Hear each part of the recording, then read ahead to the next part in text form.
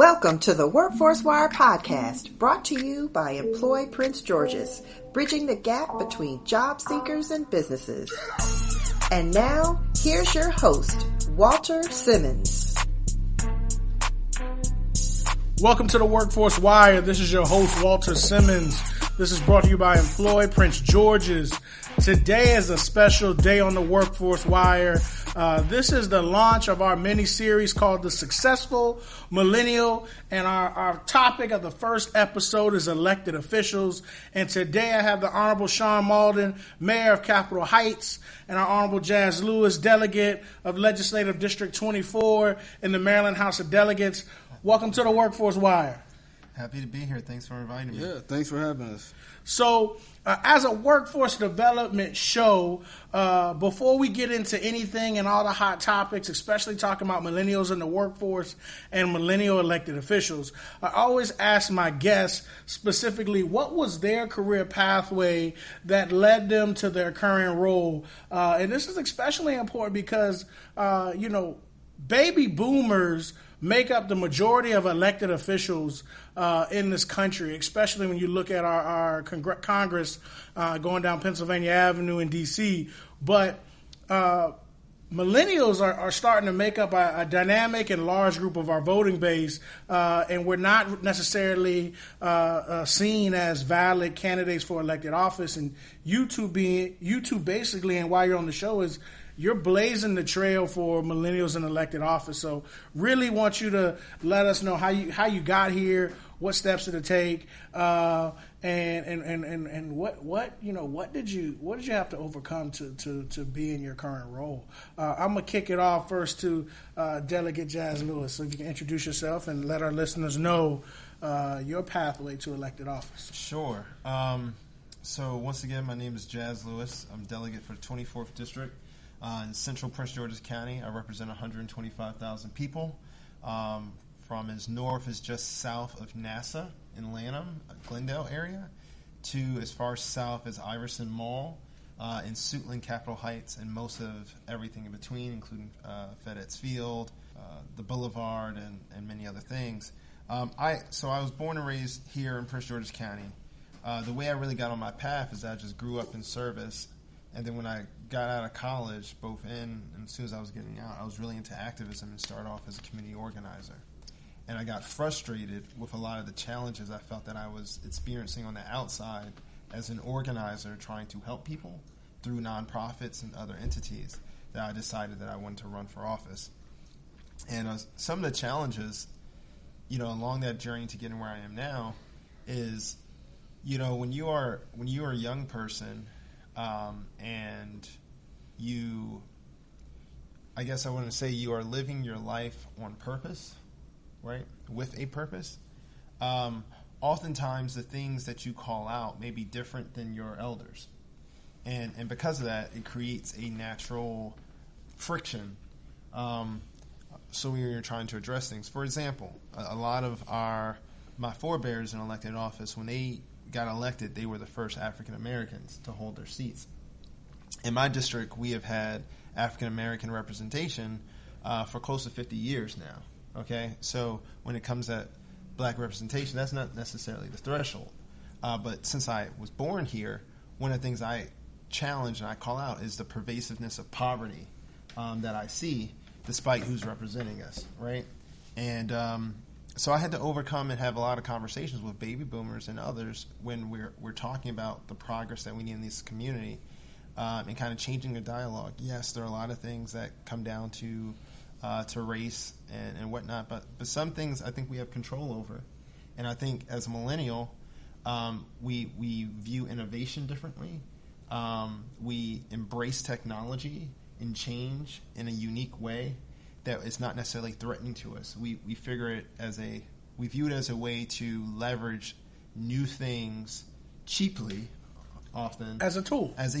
Okay. To help people. So, getting my colleagues to be open to that idea, has been a major challenge in being successful, but we'll talk a little bit more about that. All right. Mayor Maldon, what's been your pathway? So, hey, thanks for the question. Thanks for extending the invitation. I'm so happy to sit and talk with you. So, again, Mayor Malden from Capitol Heights, and elected just slightly over a year ago. And, I'll tell you, you asked what was the journey to get me where I was. It's not so much of an elaborate journey as much as it is just me being a community activist, not a politician necessarily, and already doing the work in the community. And some of my residents came up and said, "Hey, I think you should run for office." And so that's kind of what got me to where I am as elected. They made the push. In terms of my journey, what have I done? What quote unquote qualifies me, I guess, is a good question that I could answer. And I'd speak to, some of the work that I've done with building, because as the mayor, that's part of what I'm to do, right? To build the community, to build up, my town as much as I can. And so my background is I have a degree from Howard University in political science. I have also a degree in Spanish from Howard University, and then I did a year of law school in Louisiana, and then I have a master's degree from Northeastern University. I opened up shop. I opened up my own company. Actually, it's a brand. It's the Malden brand. It's I help other companies get to the next level in their business, and I also have an interpreting agency and a cleaning company. So these types of experiences of helping to build jobs and create opportunities for others and build, I think, has served me well in getting me to where I am. Hope that answered the question. No, that definitely helps it. And it looks like both of you all have some common backgrounds when you both said service, you both said advocacy, and you both said community in your journeys this way. And I think a lot of those resonate with a young group of people who don't necessarily have that elected background. You hear a lot of times when you look at elected officials and they say, I hear it all the time, they say, well, what qualifies you to take this position? They say, well, I've been doing it for 20 years. And for me as a millennial, I haven't been on this earth long enough to been professionally doing anything for 20 years. But that doesn't mean that I'm not qualified to serve my community. And Mayor, I think you said it when you said, your community asked you to run. And Delegate Lewis, I've talked to you a lot when you said you commonly talk about of how many doors you knocked on and how many community members you spoke with. So I think that really highlights the barrier, a barrier that we have to overcome is we can't say that we've been doing something for 30 years, but a lot of people think that writes us off as a qualification to hold office. So I think you two dispel that. And I want to hop more on that topic. Is that the greatest challenge or obstacle to become an elected office? Or what do you think is the greatest challenge for a millennial that wants to achieve a position in an elected officer for a municipality, a state, a county? Well, I can tell you for me, I certainly lead a community where our average resident is, older. So it can come off as a challenge when for example, when I would go out and knock on doors, and I would often get, oh, you're trying to run for mayor? You're awfully young. How old are you? And, it's like, well, that's not really what I'm here to talk about. I want to talk about some of the issues, some of the things that I would like to see us work towards in this community. I would like to see us, do certain things that it doesn't have to do with how old I am. That's not of importance right now. But, you do have to kind of address that because, folks feel like, they make the connection that, age and experience, when that's not always the case, right? Just because you're older doesn't mean you necessarily are more qualified. It just means you've lived longer. So that's something that I definitely had to contend with. So you think yours is your constituents questioning your age? Well, yeah, I think it was. when I was running. I mean, now I think they've been able to see that, hey, regardless of his age, I mean, he's putting in work. Regardless of his age, he is, he's out there with the community. He's doing the work that we expect our mayor to do, type thing, and kind of delivering on, whatever commitments I made while I was running. Do you think what got you elected was eventually in those conversations being able to speak to the issues and people connecting with believing that, okay, he understands it and he's going to make a difference? Yeah, I think so. Yeah, I think, it's about residents being comfortable ultimately with, the vision that you have and having a certain amount of belief in you being able to deliver on that vision regardless of what age you are. Like I said, because I have some experience with building, I have some experience with developing, I have some experience with bringing jobs to people who would otherwise not have a job. I think these are some of the things that they were able to say, okay, well, you may be young, you're early 30s, but hey, you have been able to, my grandma used to say the proof is in the pudding. There you go. There you go. All right, where's your proof, Delegate Lewis? Yeah. No. What do you think is the greatest challenge? So, the 24th Legislative District, 57% of the district is under the age of 45. Okay, but then when you look at the regular voters, the super voters, etc., 70% are over 50. Right? So the people who are choosing their elected officials aren't necessarily reflective of the district at large. It's much more diverse and dynamic than that. But to get them to put trust in you, right, and serving in any type of elected office is about trust. It's about people choosing you as someone that they can follow, they can believe in, that can properly represent them. You got to pitch your case. And I think that, what I pitched to the folks in my district was no different than, just reminding them when MLK became one of the prominent leaders of the civil rights movement, he was 26 years old. When Frederick Douglass started going around and speaking against, in support of abolition during slavery, no doubt, he was 24 years old. I think your age isn't truly a barrier, right? I think your youth gives you energy and vitality.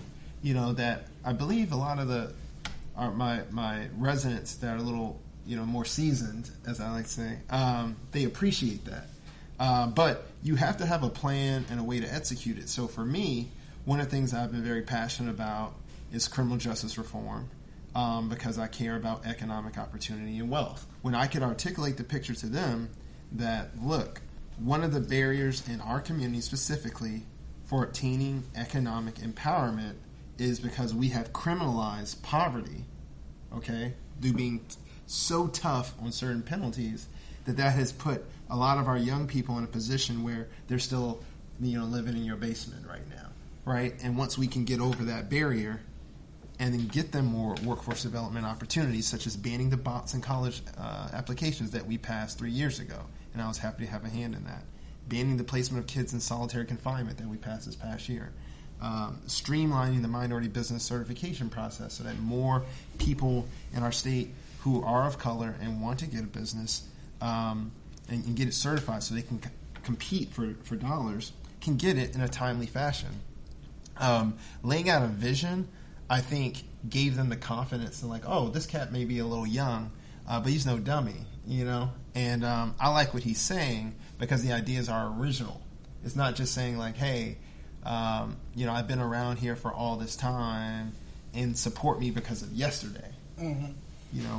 We're given ideas for things we want to do for today and tomorrow. We got a lot more coming too. Okay, that's great feedback, and I think both for our listeners, especially our young adults and our millennials out there, both of our guests today, both elected officials talked about a plan. They talked about being able to execute the plan, and they also talked about being able to verbally communicate your plan. This is the same thing you're going to see when you apply for a job. You have to talk about your qualifications. You have to know the job. You have to know what it entails. Describe a plan of how you're going to achieve success at that job, and then be able to communicate it on a resume, but also be able to communicate it in an interview.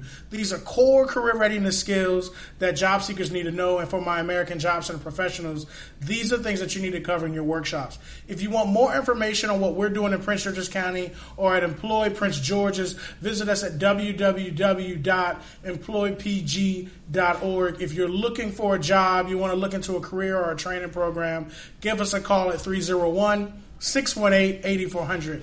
301-618-8400. I'm going to hop into something that I commonly stress on my social media. An elected official has to be able to partner, has to be able to communicate, has to be able to work across the aisle, has to be able to work across different branches. If you two are, we talk about how the two largest entities or demographics in the workforce are baby boomers and millennials. How is it, what obstacles, or how do you approach working with your other elected counterparts, either in the General Assembly and in your town council, but even at these associations that you belong to, when you're the youngest person in the room? How do you, is that something to work on, or how do you approach it? And I'll say it is something that you have to do, because to work in any type of legislative body, you pass things through coalitions, right? You have a vote threshold. In the Maryland General Assembly in the House, to pass any bill, you need 71 votes. Wherever you can get them from, right? Republicans, Democrats, whatever. So you have to build with other people. And when I was first, I was originally appointed to the seat, and then I was elected. And I had a similar situation as the mayor, where I went to a meeting, and former delegates stepped down, and I went to a meeting thinking we were going to choose who was going to put their name forward to go for an appointment, and showed up at the restaurant and found out I was on the menu. And the whole group of community leaders asked me to go for it, and I did. But when I got to Annapolis, I was the youngest male elected at the time. Right? Wow. Okay. Black or indifferent. So I had a lot of folks being like, "Oh, you a millennial," and whatever stereotypes they have about millennials being entitled or whatnot. And you just have to work around it. You have to, you have to say, "Look, this is what I care about. This is what I'm working on. Here's what I can work with you on." You have to find what is their value proposition, like what do they care about, and sometimes work within that framework. So with the Republicans, we've been able to get a lot of Republicans on board for bills to make them appear bipartisan, because a lot of the bills, particularly when it comes to criminal justice reform, for us is more like a humanitarian thing, right? But for them, it's a cost thing, right? Yeah. And me understanding that, they want to limit the size of government and how much we're spending on these things, so that they can maybe give a tax break back to the middle class or someone, whoever, that's the value they're working on. Well, let me propose ways for us to innovate government that gets to the humanitarian goals that I have, that also gets to the cost reduction goals that they have. And I think being millennial, you just, like being one of the first young folks in the legislature, you just have to come at it from that point. Coming in from like a blank slate. Yeah, blank slate, whatever makes sense to them, Okay. since they are technically in the majority currently. Yeah. In 2020, the 2020 election coming up, millennials are going to be the largest voting bloc for the first time ever. Right, so I think this dynamic is quickly going to shift within the next decade. Hold on, we're going to jump to that. We're going to jump on that paradigm shift. And Malden, I want to talk to you about, I want you to give us your take on that. Yeah, no, let me first say that me and my delegate here, he is my delegate in my area, so we have a really great working relationship, and I appreciate you for always, being there and present, coming to the meetings and everything. So I do want to acknowledge, though, that we are at completely different levels of government, which is important to acknowledge when we start talking about, being the youngest person in the room and what kind of impact that may or may not have. So for me, right, so let me go ahead and dispel this big, perhaps, misconception that the mayor is the one that is able to make every and all decisions as it relates to the town. So nope, that's not how it works, okay? I am honored to serve as the mayor because I get to state what I feel like is a good vision, a good way forward, and I get to present that to, my residents. I get to present that to my my council. However, the council will vote on every single thing that comes through, right? And the first time in history in Capitol Heights, we have an all-female council. So that's number one, right? Before we even start talking about age, right? That's number one. We have all-female council, and that's wonderful. No complaints there. So I'm proud about that. It's the year of the woman. You It's better the year watch of the out. woman. You better watch out. So no, great work there, great thing there. But we have it's just another level of stuff that I need to work through because we have an all women council and everyone is old enough perhaps to be my mother, right? So you have these different things that I have to work through, and so yeah, you're right. Being the youngest one in the room, as a millennial, it does present sometimes a bit of a pushback. Okay, wait a minute. Now is that? It makes them, they want to question sometimes, right? Is this really what we need in town? Is this a young person's thing he's trying to push for? So I think I have to contend with that a lot. And so I find myself lobbying a lot. I do need to lobby on different levels of government, to try to get some things done. But I need to lobby my own council oftentimes and say, hey, this is a good way forward. This idea that I want to do is something that, we can all benefit in the town. It helps us move us forward, yada, yada. So yeah, I do think at times being the youngest room, it does present somewhat of a, extra, I have to come to the table ready to kind of work through some things. You got to be prepared to defend what you're speaking position. on. Yeah, Position. yeah. And I think that goes back to what you two mentioned before is when you have a plan, you have a position, you're going to be judged on how prepared you are to defend it or to discuss it. And I think that's another key of being able to, if you're going to say you're the expert or you're going to say you're going to talk about something, having the facts, being prepared, being able to inform anybody on why that is the best move possible. You got to sell it. You got to sell it. Just like you have to sell yourself on interview. So that's another key. We talked about, you were getting, Delegate Lewis, you're getting ready to talk about the paradigm shift. We got about 10 minutes left, and I want to kind of transition the last 10 minutes and talking to our millennials and our workforce professionals who are preparing millennials and Generation Zers for the workforce and possible elected office. What advice would you give to this next generation, Generation Zers, or some of our other millennials who are thinking about picking up the hat to move forward in elected office, on what it takes to be successful? I would say, well, first, I would say, follow your passion, right? I think sometimes, and this is regardless of age, you're more likely to be successful for things that you care about. Okay, so that's the first thing. Secondly, take your craft seriously. So I'm one of the ones where I take complete ownership of my district. Where being in the mayor, there's only one mayor for the town of Capitol Heights. Okay, but when you're in the state legislature, you get 3 delegates, okay, and the state senate, and we all represent the same 125,000. It's not like one represents 40,000 here, another 40,000. Like, we all represent 125,000. So I view it as in, this is my district, and anything that goes on, I need to be there. I need to be responsive to my community. I work in tandem with my colleagues, but I knocked on 18,000 doors across this area, and then I was high up there in the votes, which meant that a lot of people took a chance on me. Okay, and since people took a chance on me being one of the youngest people in the race, I take that very seriously. So I'm serious about my craft. I sacrifice time away from family and friends and pleasure to be out in my district because I want to. So definitely first, do what you love. Take your craft seriously. But the other thing is, like, I want to say, be humble. When I got to the legislature, the first thing I did was, I set up meetings with all the folks in leadership, everyone else who everyone told me mattered, and let them know, like, hey, I know I'm young and I'm in here, and that's kind of innovative and drawing attention. But I want to learn from you because I want to be the best that I can in bringing resources back home to my district, so I can just automatically dissuade any idea that like, oh, this person's a millennial, so the world rises and sets on his behind, and because that's a stereotype that's out there, So I would say, follow your passion, take your craft seriously, and be humble in everything that you do.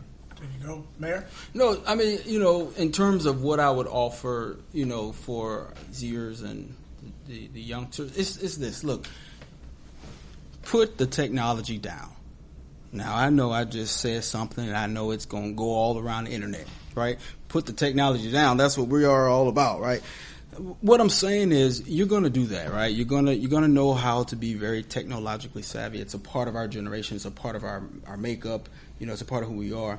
My advice would be to go back a little bit to the time when folks really worked on being able to communicate with people, being able to talk to people, being able to, have some of these soft skills. So that would be a part of my advice, to really work on developing those soft skills like you talked about, Mr. Simmons, in terms of, being able to articulate what you're feeling and what you're thinking.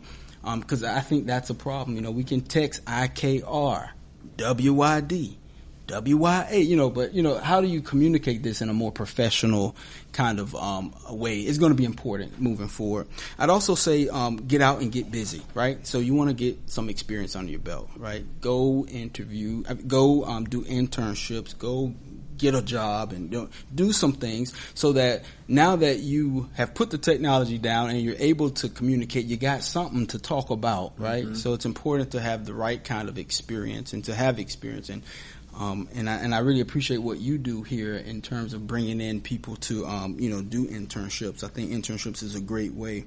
And I think that will lead you towards having a vision. I think that's important. You need to have a vision of what you would like to see, because you are important. You need to have a seat at the table. But when you have that seat at the table, be ready to have a vision and have something to talk about. And the last one I'd say is to read more, right? Read more and read more widely. These are some things I would say to this generation. That's crazy, because my grandmother used to say, good things comes in twos, right? You got 2 ears, you got 2 eyes, you got 1 mouth. Right. Yep. So she would say you need to be listening and reading more than you're talking. Yeah. I think that, I think it doesn't get any better than that. Passion, vision, work ethic, service, being able to intern. We commonly say it's easier to get a job if you have a job, now, whether if you're getting paid or not. And you can get paid without getting a paycheck to move forward.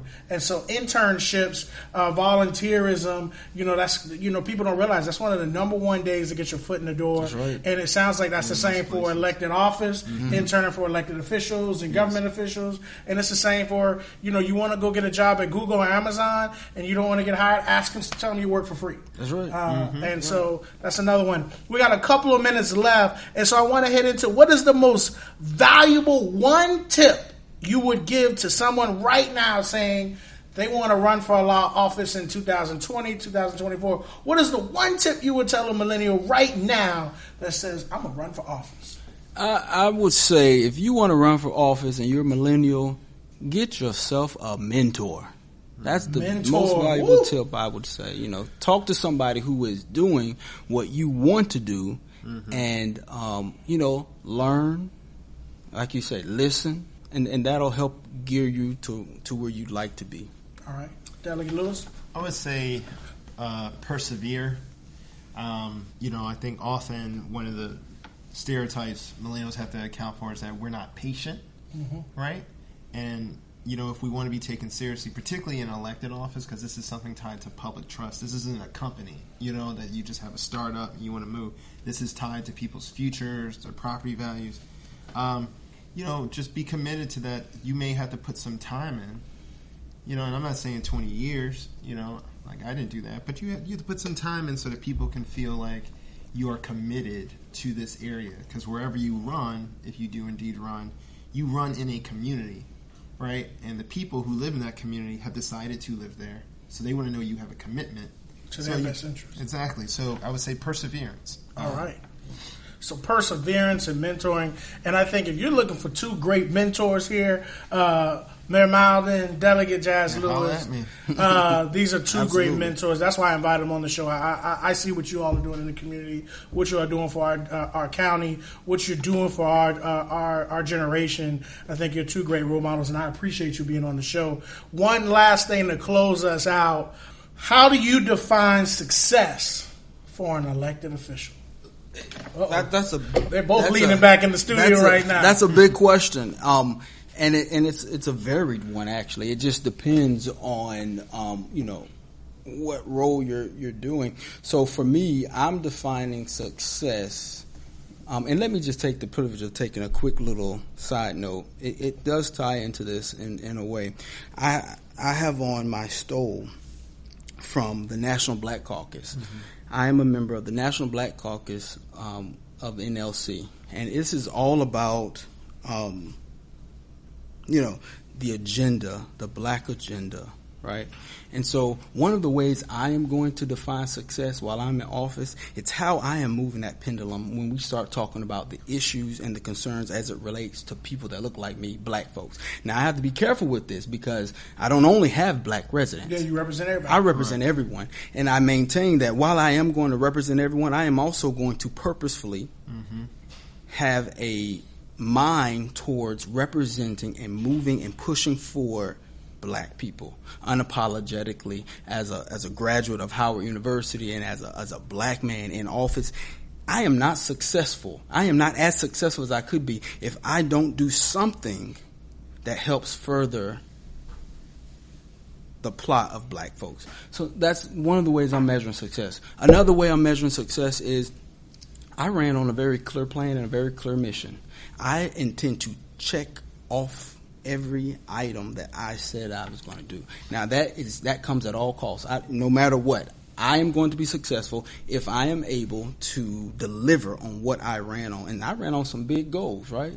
We don't have any type of library or resource like that in the town of Capitol Heights. Well, we're talking money. We're talking, it takes some time to develop these things. So these are some big goals. That's just one. These are some big goals that I've said that I ran on. So let's say I go to my council and I say, okay, council, here's what, I would like to see us do. Suppose they don't support that and that's not on the top of the list. That doesn't mean I can crawl back into my, back underneath a rock and say, okay, that's it. You got to figure it out. I got to figure it out. One of the things I've done already is start working on developing a nonprofit. Maybe I go through the nonprofit to get it done, but guess what? It has to happen. So success is it depends, but for me, it's what I promised, and it's also a purposeful inner kind of, I'd almost say a godly driven purpose to get something accomplished, and that's particularly something respecting the black agenda.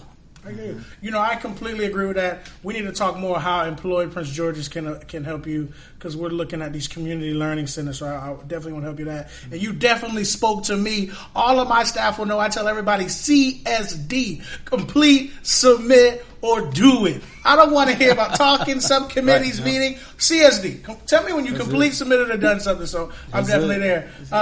Delegate Lewis, close us out. How do you define the success of an elected official? I define it by the enhancement of the quality of life of your citizens. Ooh. Right? So and I have a similar vein to that because my district is 85% black. So everything I do, understanding there's 15% that isn't, is with the mindset of I'm trying to increase the quality of life of African Americans, of people who live in my district, but we know that, okay, when you increase the quality of life for some, when you do it appropriately, it helps everyone, And just like an example of that, also tying back to the perseverance, is I had a conversation on the doors a couple of years ago before I was even, this was when I was a community organizer in Baltimore, about a guy who had never served on a jury. Mm-hmm. And I started talking to him and found out he didn't have a driver's license, he was a renter, and he wasn't registered to vote. Well, a couple years later, I realized that some of the primary places attorneys go to look for potential jurors is DMV records and voting records. Now, why does this matter? Well, a lot of data suggests that voting is correlated highly with home ownership. So wealthier folks, right, tend to be the ones deciding who's your elected officials, who's your prosecutors, and everything else. And they tend to extract harsher punishments on non-homeowners, okay? If you don't have a pool of people who are renters, who's likely to not have a car or whatever else, you end up in the space. Why did I bring this up? I said it because when we get to a place where people who are renting in my district or anywhere else are able to serve as jurors, then and it's easier for them to register to vote, then they'll be more likely to participate in the political process in their areas, which makes them more engaged, which makes them more invested in their communities, which uplifts their communities and the like. Jury trials will be more reflective of the communities they represent. It will help everyone, not just the... You get what I'm saying? Yeah, definitely. So, I've been working on a bill to do that for 3 years now. Mm-hmm. This is about to be the 4th, and I'm not stopping because we had an agenda. But you just have to persevere, and I think so long as you're focused on the enhancement of the quality of life of your citizens, you can be successful. All right, real quick, before we close it, any final thoughts, any final words to give to our listeners? The only thing I'd like to do is acknowledge my council. I have Councilwoman Brown, Councilwoman Ford, Councilwoman Kaysen, Councilwoman Akers, Councilwoman Williams, and currently serving now is Councilwoman Kaysen as our mayor pro tem, and we also have Councilwoman Chu. So that's our council that I just wanted to acknowledge and say thanks for their service. I just wanted to say thank you, Walter, for having me on the show. Thank you for Employ Prince George's for everything you do throughout Prince George's County. Absolutely. I know I send people over to Walter all the time who's looking for opportunities, and he quickly responds, him and his team, and I think you guys are a major asset to this community. I love you guys. If there's any way I can continue to be a resource and helpful, let me know. Yeah, and I echo that. Yeah, absolutely. There you go. Hey, we had a great episode of the Workforce Wire. It went a little longer, but we're giving you great information from great guests. This is the Successful Millennial. We're launching it off with Mayor Malden and Delegate Jazz Lewis. Thank you for coming to the show. Be on the lookout for our next episode of the Workforce Wire coming up in November. That is going to really focus on the Successful Millennial. This is it for the Workforce Wire. Again, I'm Walter Simmons, working for Employ Prince George's, bridging the gap between job seekers and businesses. Thank you for listening.